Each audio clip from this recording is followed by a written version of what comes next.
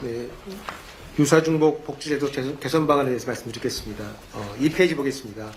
그래서 두 가지 원칙 세워봤습니다.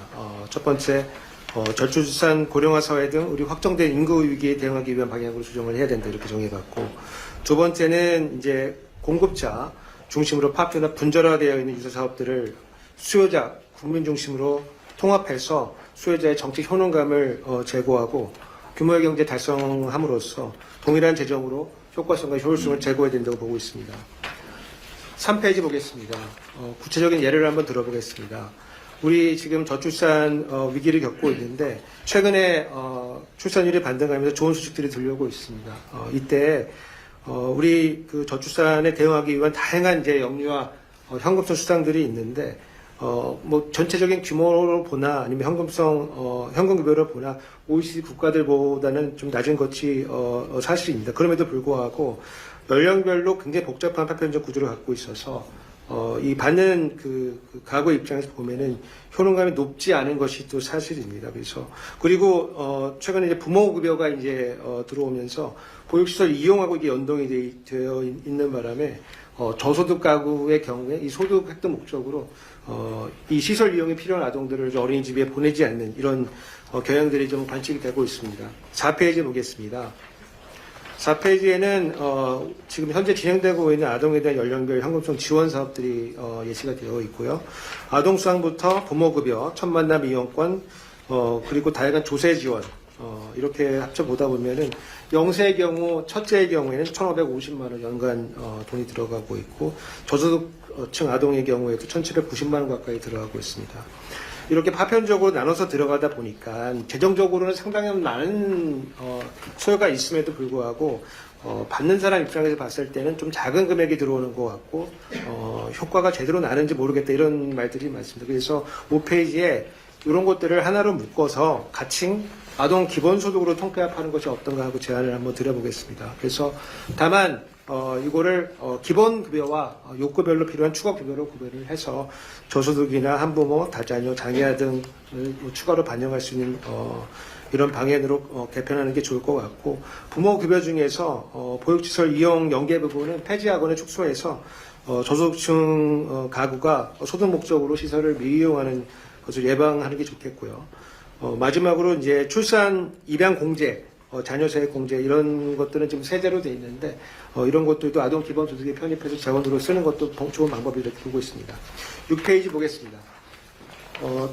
또다시 그 주목 사업이 많은 것 중에 하나가 자산 형성 사업들인데 이게 효과가 좋다고 하다 보니까 뭐 복지부에서도 8개 통장 사업에 플러스 하나까지 하면 9개의 사업이 들어가 있고 지방정부에도 이게 상당히 많이 들어가 있습니다. 그래서 중앙정부 사업이 21개, 지방정부가 33개로 제가 한번 세어봤습니다. 그래서 7페이지 보시면은 부처별로도 지금 중앙정부에서 상당하고 지방정부에서도 지금 이게 효과가 좋다고 보고 필요하다고 보니까 상당히 이제 우후죽순으로 생겨가지고 국민들 입장에서 봤을 때는 너무 복잡하고 그리고 하나 있는 것도 받기가 좀 어려운 그런 사업입니다. 그래서 이런 것들을 통폐합을 해야 되는데 1단계로 8페이지 보시면은 복지부 있는 사업들을 통폐합하면 좋은데 국정기획위원회에서도 우리 아이 자립펀드하고 청년 미래적금을 좀 제한을 하고 있습니다. 그래서 요게 이 뭐 소득 조건이나 계층이 지금 겹치고 있기 때문에 이런 것들을 좌측에서 보이는 것에서 오른쪽으로 아동 같은 경우는 우리 자립펀드로 디딤돌 씨앗 통장과 통합해서 구축을 하고 청년 같은 경우에는 청년 미래적금이 들어오니까 이거를 그 소득 분위를 좀 조정을 해가지고 균형을 이루는 것이 좋겠다 이렇게 보고 있습니다. 그리고 뭐 여기 나와 있지 않은 다른 중앙부처 사업들도 통합해서 운영하는 게 좋겠다. 그럼을 통해서 국민들의 접근성을 높이고 효능감을 높이는 게 좋겠다 이렇게 보고 있습니다. 9페이지 보겠습니다.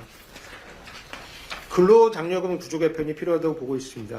최근에 이제 복지부분 조세 지출이 늘어나고 있는데 그중 빠르게 늘어나고 있는 이유 중에 대부분은 근로장려금 때문이고 이게 2017년도에서 18년도로 넘어오면서 확대 개편하면서 원래는 1조에서 2조 정도 들어가던 사업들이 지금 올해 기준으로 보면은 5조 가까이 지금 들어가고 있는 그렇게 사업이 늘어나고 있습니다. 다만 이 근로장려금이 도입됐던 이유는 기존의 우리 국민초생활보장제도가 보충성의 원리를 채택하고 있기 때문에 일을 했을 경우에 그 1대1로 거의 1대1의 수준에 해당되는 급여를 공제를 하고 있기 때문에 이게 암묵적인 조세에 해당이 됩니다. 그래서 근로 의욕을 좀 줄인다는 이런 지적들이 있기 때문에 이거를 근로장려금의 형태로 일을 하면 할수록 좀 더 많은 금액을 지원해주는 이제 그런 형태로 구성이 되어 있는데 마지막 10페이지 보시면은 저희가 이 왼쪽 아래 보시면 이게 사다리꼴 모형으로 되어 있는데 이게 왼쪽 구간을 우리가 점증 구간이라고 부르고 평평한 구간은 평탄 구간, 이 아래로 이제 빠지는 구간을 점강 구간이라고 부르고 있습니다. 근데 노동공급 효과가 나는 구간은 이 점증 구간에서 효과가 있는데 이 왼쪽 그림을 보시면 이게 우리나라 건데 우리나라의 그 근로장려금 구조는 효과가 있는 부분은 짧고 효과가 없는 부분이 좀 길게 구성이 돼 있어서 이 노동공급을 제고하는 효과는 굉장히 적고 소득 보전 수단으로 지금 활용이 되고 있는 그런 상황입니다. 그래서 이 근로장려금의 취지를 생각을 한다고 하면은 재고를 할 수 있는 구간을 조금 더 확대를 하고 강화를 하고 다른 부분은 조금 축소를 하는 이제 그런 방향으로 재편해야 되겠다. 이렇게 제안드리고 싶습니다. 아주 훌륭하십니다. 정말 저도 공감이 많던 부분인데 이게 사실 이 쪼개서 이렇게 저렇게 놓으니까 저도 통장 이름을 기억을 못 하겠더라고요. 막 외워보려고 했는데 너무 많아가지고 그건 맨날 바뀌고 정권 바뀌면 통장 이름도 바뀌고 그러죠. 앞으로는 그러지 맙시다. 일단은 공급자 중심으로 돼 있는 파편화 분절화되어 있는 것들을 소유자 중심으로 통합하자. 이게 정말 좋은 얘기 같아요. 근데 정부도 당연히 이런 노력을 할 것 같거든요. 그런데 새로 자꾸 생기죠.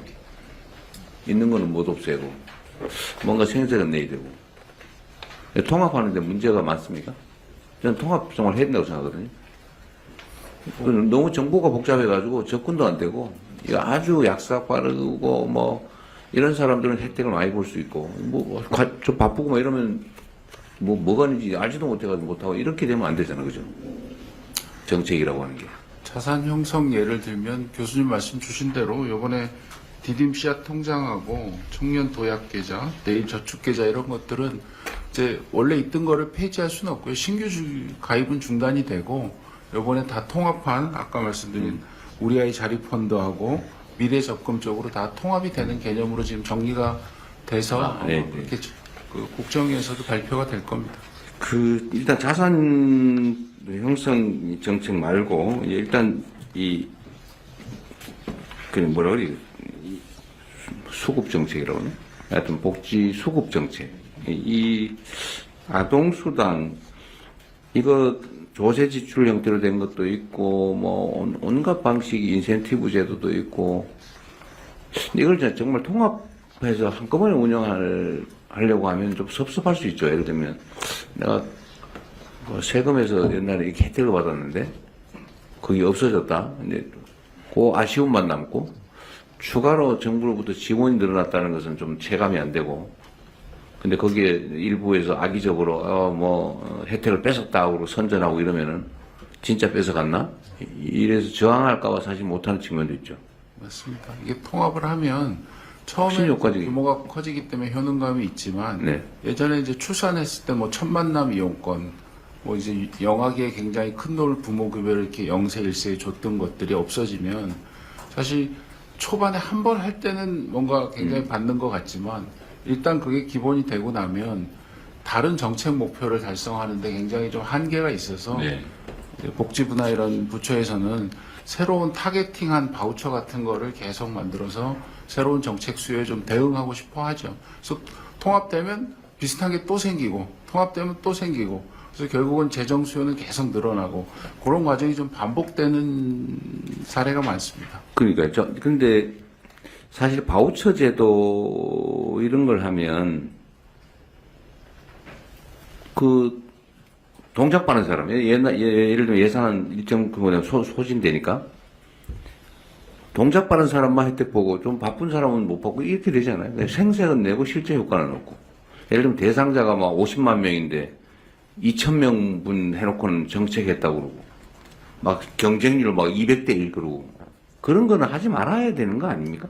요즘은 근데 그런 분야들이 대부분 의무지출화돼 있어서 이게 요건이 해당이 되면 뭐 예비비를 더 지원하든지 해서 요건을 좀 조정하더라도 이렇게 그 선착순으로 하는 이런 것들은 많이 좀 없어진 편입니다. 지방정부에는 꽤 있더라고. 나한테 그런 자랑하는 사람도 있던데. 대상자가 수만 명인데 1000명 대상해놓고 정책했다고. 일단은 지금 당장은 어렵겠지만 이 지적한 대로 영유아 대상 수당을 통합하는 건 고민을 좀 해봐야 될 것 같아요. 그리고 저런 것도 있지 않습니까? 예를 들면 조세 지출 형태로 해버리면 지금은 돈이 안 돌아서 문제잖아요. 전체적으로. 전 세계적으로. 근데 정부가 그냥 안 걷는 것보다는 세금을 깎아주는 것보다는 받아서 지역화폐 형태라도 지출을 해주면 순환이 되지 않나요? 똑같은 건데. 저희도 지출 쪽 재정 지출이 더 효과적이라고 생각합니다. 그렇죠. 조세 지출보다는 재정 지출로 가는 게 훨씬 효과적이죠. 그리고 앞에 아까 말씀하신 것처럼 그 지방에는 지금 보조금 반납